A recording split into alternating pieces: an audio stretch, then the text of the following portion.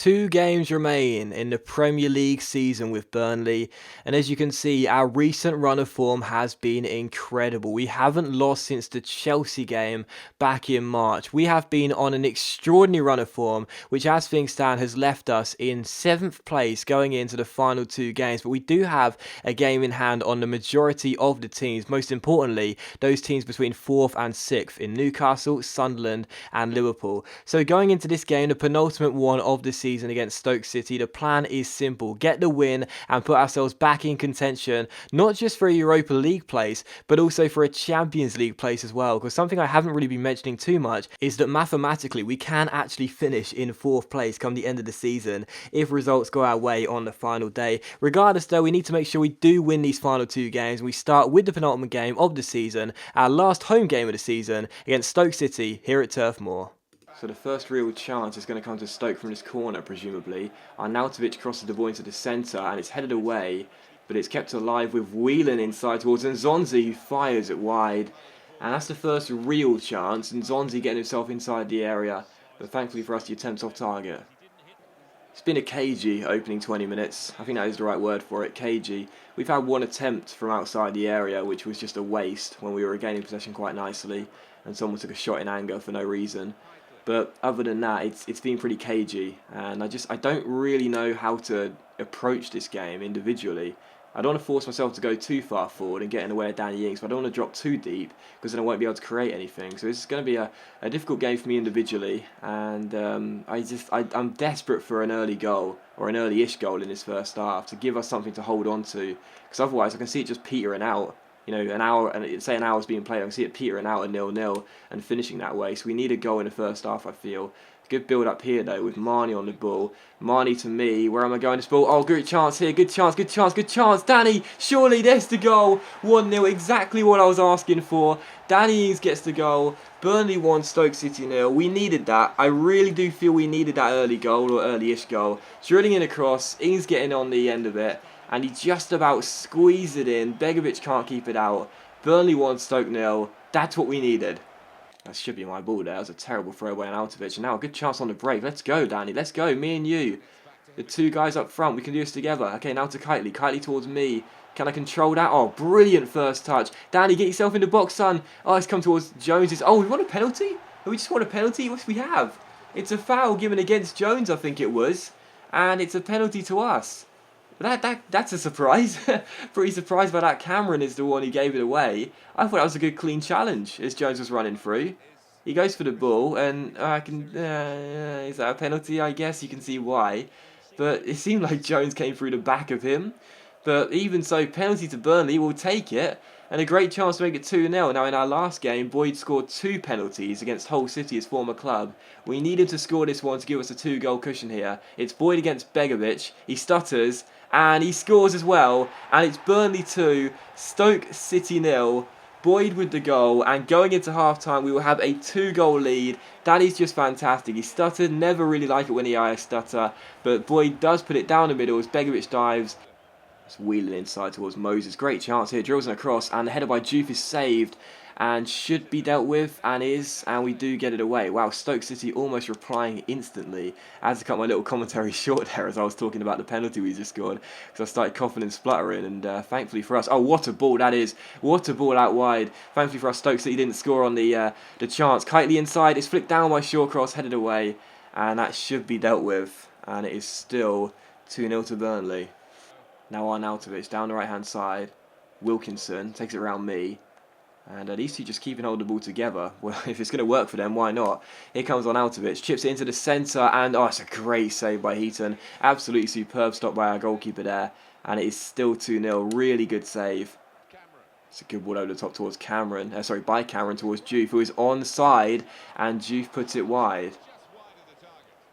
They're through on Bojan now, Stoke, but the game's done. There's no way to get anything more than a consolation goal, which they might actually get here as it drops, and Heaton makes a great save.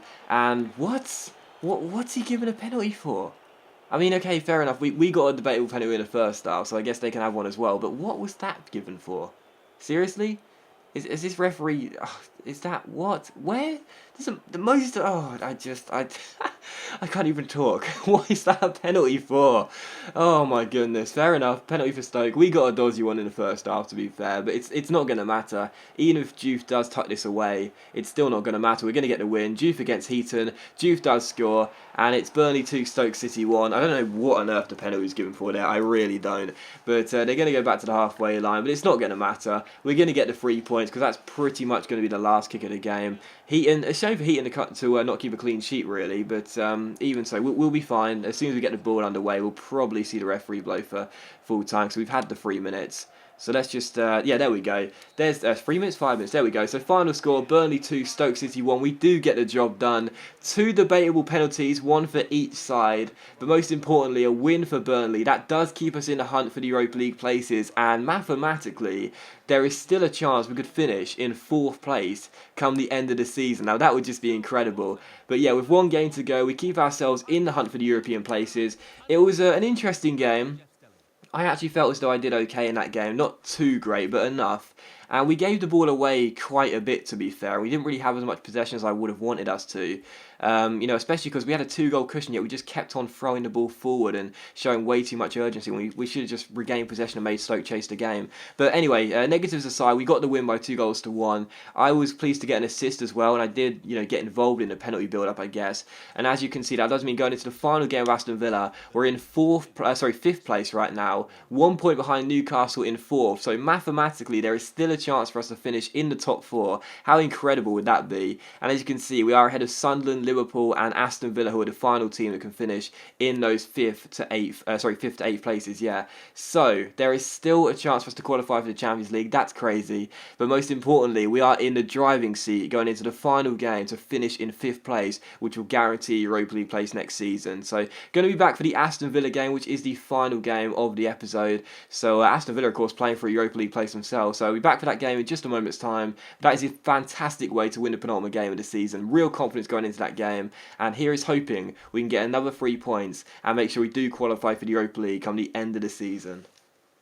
So this is it, the final game of the Premier League season. Away at Aston Villa at Villa Park, the recent run of form has been absolutely incredible, something which we never would have predicted, but it's going to count for absolutely nothing if we miss out on a Europa League place, and of course, as we're still technically, mathematically still in it, a Champions League place as well. So here we go, the final game of the Premier League season, away at Villa Park against Aston Villa. Are we going to achieve the dreams of European football at Turf Moor next year, or are we going to choke under the pressure and miss out on the final day?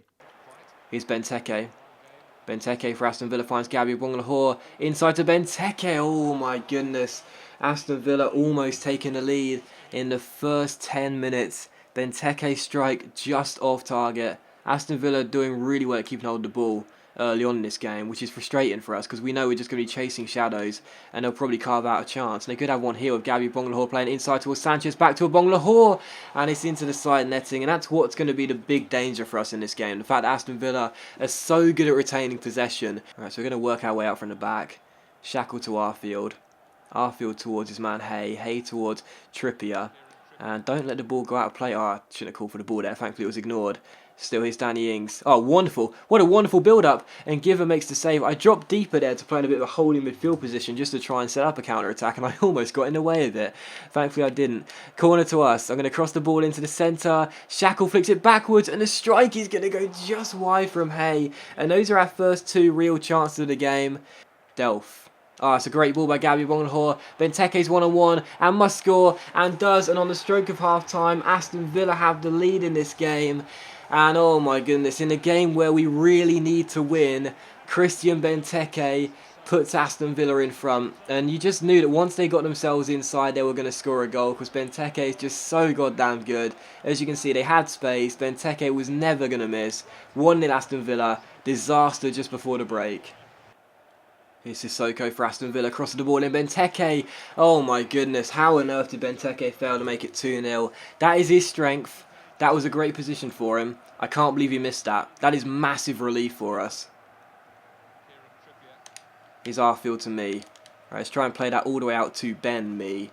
And the left back controls and finds Kitely off the bench. And Kitely towards Jones. Now back to me. And I'll cross-field it towards Kieran Trippier. It's going to come to our field instead. Trippier on the overlap. Good build up here. Trippier got space to cross it if you want to do so. Far post is Danny Ings, who makes it 1-1. Get in. Ings with the goal. And we are back on level terms. That is fantastic. Brilliant, brilliant build up there. Great cross by Kieran Trippier. He is such an underrated right back, man. Seriously, I really like Kieran Trippier, not just in the game, but in real life as well. That's a great cross. It was on a plate for Danny Ings. He couldn't miss, and we are back on level terms. Get in. As things stand, it might not be enough for us to finish in 5th, because I don't know what's going on in the Liverpool game. But 11 goals now in the Premier League for Danny Ings. He gets another one here. Aston Villa 1, Burnley 1. At least we're not losing. At least we're not losing. Still, here's Gabby. Sanchez. That should be cut out, and there we go. Right. Where are we going with this ball? Danny, I need a good forward run from you, mate. It's going to come straight to you. And we'll just regain possession right here. There we go. Just keep holding that ball. We've got a man on the overlap out wide. Jones to Kitely. Kitely crossed it into me. I'm at the far post. Against Ron Vlaar. Get in. Aston Villa 1. Burnley 2. We take the lead for the first time here at Villa Park. And it's myself getting the goal with just under half an hour to play. Get in. And the team come and celebrate with us, because we know that this goal could fire us in possibly to the Champions League next season, but guaranteed at least the Europa League. So a fantastic ball by Kitely. Nice little build up. To be honest, I think Given should have saved it. It was pretty much straight at him. But that's justice for the penalty I felt like we should have had. Even so, 2-1. And we are in front for the first time. I don't know whether I'll include that penalty thing, because it was quite interesting how the glove went through my body as we play the ball to our field here. Our field, still our field. Oh, it's going to come to me. What a chance. Given's missed it. Oh, ref, are you serious? How is that not a penalty? I was just taken out by Given as I went to shoot to the open goal. Let's have a look. Was there? You can see the glove actually go through the body. The glove goes through the body of my player. I was going to say there had to be contact. There was no way Given had, folded his arm or anything. If the glove goes through the body, there should be contact there. It shouldn't, that's not physically possible. That's not possible. But even so, Villa 1, Burnley 2, my 13th goal of the season, and we do take the lead for the first time. It's over the top, good chance here for Gabby. Martin with a heavy first touch, but we deal with it. Kitely, play it out wide. You got a man next to you. Ben Mee, to me, right here. There we go. Right, retain possession at the feet of Sam Vokes. Now back to me. Great chance here on the break. There's a man running free, but I'm almost out of stamina. Let's just try and regain possession for a bit. I'm not going to go for the corner. But if we can just eat up some clock here as we cut ourselves inside. Still a chance. Inside, the shot's taken just over the bar by Jones. Had that gone in, it would have been good night Villa. But it's still 2-1, and to be honest, since the goal I scored, it's been all Burnley in terms of the possession. We've dominated possession since then. Jones out wide towards Kitely. We're actually on the counter-attack here. Jones is still running. Kitely plays it to him. Look at the space I'm in right here. Now Vokes, where am I going? I'm going to play it all the way out wide. That's a great ball. What a chance for Arfield. Oh, it's saved by Given. It was a pretty tame effort. That would have wrapped the game up. And it's cleared away. Sissoko to Benteke. Now Sissoko out wide. It's end-to-end stuff right here. Sissoko on the ball. Sissoko tackle, get in. Great challenge by Kitely. Retain possession. Right, just needs to keep hold of this ball now. The minutes are expiring. The clock is running down. We are almost there. And is that it? It is. It's all over. Aston Villa 1, Burnley 2. Game over here at Villa Park. We've won the game by 2-1. First Danny Ings, then myself. And that does mean that we've guaranteed European football at Turf Moor next season, regardless of the other results. Now the only game we need to worry about is the Newcastle game. If Newcastle fail to win, we finish 4th. So it's going to be moment of truth to see whether we finish in 4th or 5th. So a 9.4 rating for me. I thought I had a brilliant game, to be honest. That's a very, very deserved 9.4 rating. As you can see, we did just as well as Aston Villa, and we thoroughly deserved a win in my opinion. So here we go, moment of truth, fingers are crossed. Did Newcastle win? They beat West Ham. What a shame. What a shame. West Ham couldn't grab themselves an equaliser, and that does mean we end up finishing in 5th place. I thought we might finish in 4th. I thought Newcastle might slip up on the final day, but sadly not. But regardless of that, you still have to say 5th place for Burnley is still a fantastic achievement, so I'm really, really proud of that. It's a massive shame that we miss out by just 1 point on the Champions League places, but you have to say I've got to be happy happy with that 5th place finish with Burnley. What an incredible end of season form we've had. We haven't lost since the Chelsea game, and Chelsea won the title by 18 points. So that says a lot, doesn't it, really, to be fair. So that is going to be the final league table. Chelsea top it. City, United and Newcastle United finishing 2nd, 3rd and 4th respectively. We miss out on the Champions League by a single point and finishing 5th. Then Liverpool and Sunderland finishing 6th and 7th. The bottom 3 were West Brom, Leicester and West Ham. So those are teams that get relegated to the Championship. And yeah, it's been a crazy season, but the end of season form has been incredible. But we have guaranteed Europa League football at Turf Moor next season. So let's see what the goalkeeper of the tournament was. That was Petr Cech. Costa won the Golden Boot. Did I get into Team of the Year? Nope, sadly not. And the player of the competition was Costa. So there you go, Euro League certain for Burnley. That is fantastic. So a lot of you have been asking me whether I'll be leaving Burnley, whether I'll be leaving Turf Moor and going somewhere else. Well, I'm not against it. Now we've got Burnley into the Europa League. I wanted to do something special with them before we left, and we've done that. So to end the season off, what we're going to do is take a quick look at the accomplishments, take a look at the squad report as well, see who finishes what in terms of the stats and the attributes of the players. So let's have a quick look here, squad report, and you can see the attributes of the players, and I'll also show you the stats of every player as well. So in fact, what I'll do is I'll go by this quite quickly. So if you want to pause on a particular player, then feel free to do so, and we'll take a bit of an in-depth look at my stats and accomplishments and attributes. So yeah, a pretty solid season. I mean, seriously, this Burnley team to finish in 5th place and just be 1 point off the Champions League, in my opinion, is really impressive. And I was complaining a lot during the first half of the season. I'm sure you guys picked up on it, and you can't really blame me, to be fair, because of how frustrating it was. As you can see, 80 rated attacking midfielder we end the season with, and some incredible stat improvements, up by 9 ratings in one season. And I've also got the playmaker speciality as well, which is kind of nice. But yeah, you can't really blame me for complaining in the first half of the season, when you consider what was happening. But even so, it was a really frustrating first half for us. But in the second half, we really did come alive. We really did want something from this season. We wanted to finish somewhere in the league, which is going to be more than respectable, but pretty impressive, to be fair. And I really do feel as though 5th place is better than what we could have realistically hoped for. I thought that maybe 8th to 12th would have been our best, but to finish in 5th is pretty crazy. So obviously I was really disappointed about what happened in the Capital One Cup, to miss out on playing in the final because the team lost over the 2 legs in the semis when I was injured. Was really frustrating. To lose to a Championship side in the FA Cup and go out of that competition was frustrating as well. But, to finish in 5th place and guaranteed Europa League football is really impressive in my opinion. You can see my stats right there. 40 games in total, 16 goals, 9 assists, average rating of 6.9, which is a bit of a shame because I felt as though I played really well this season. But even so, a really good season individually for me. I was capped by England twice, and I feel as though I was probably one of the best players in the squad as a whole. So let's look at my accomplishments. As you can see, 44% completion. That is, how many is that? Yeah, 194 out of 527.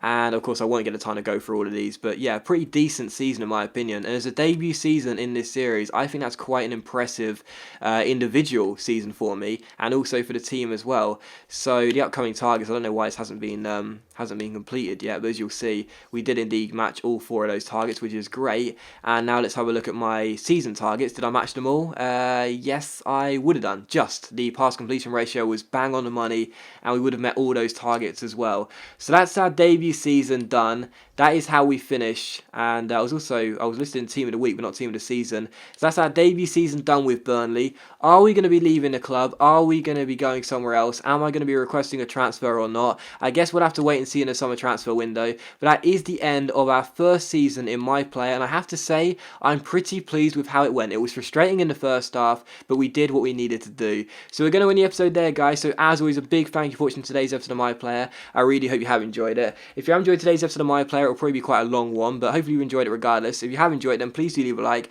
as it is much appreciated, and of course it really does help my channel out. And I'll see you for the next episode of My Player very soon, where we'll be beginning the new season with Burnley with My Player. Whether we'll be staying or leaving, I'm not too sure, but even so, don't miss the next episode. I'm sure it'll be interesting regardless. Thanks for watching this one. Leave a like if you enjoyed it, and I'll see you for the next episode of My Player very soon.